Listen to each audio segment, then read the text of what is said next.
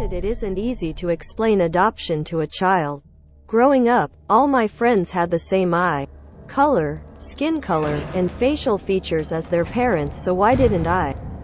The question made my adoptive parents uncomfortable, and their refusal to answer it eventually pushed me past my breaking point. On the night of my 10th birthday, I decided to run away from home.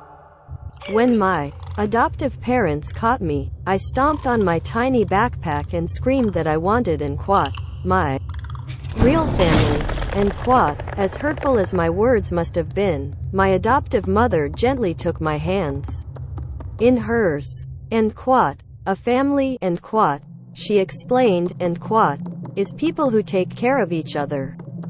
No matter how different we may be, what matters is that we take care of you, and you take care of us. And quat, her words gave me pause. All my life, I had never received so much as a postcard from my birth parents, but my adoptive parents had always been there for me. Like the time that Kyle Valinsky began to bully me for wearing the same clothes every day and for not knowing anything about music or television. He had pushed me into the mud and broken my glasses, but he looked a lot less tough the next morning, impaled on the highest tree in the schoolyard, his guts hanging from its branches like Christmas lights.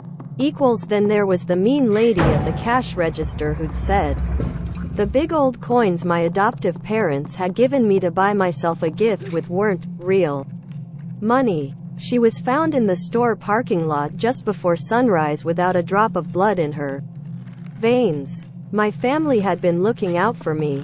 It was a pattern that repeated itself as I grew older.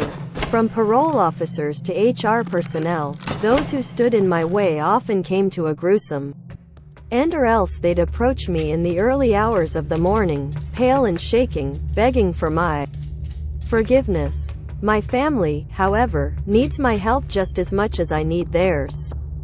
They find our modern world strange and confusing. They can't go outside during daylight hours, and when people do see them, they tend to scream and run. I, on the other hand, look completely average. It's amazing how many people will follow a stranger into the darkness for the promise of what they want. It's easy to lead them into an empty park or abandoned alleyway where my family is waiting. The sound of their feeding used to frighten me, but now it fills me with a kind of warm joy. Because we're a family. They take care of me, and I take care of them.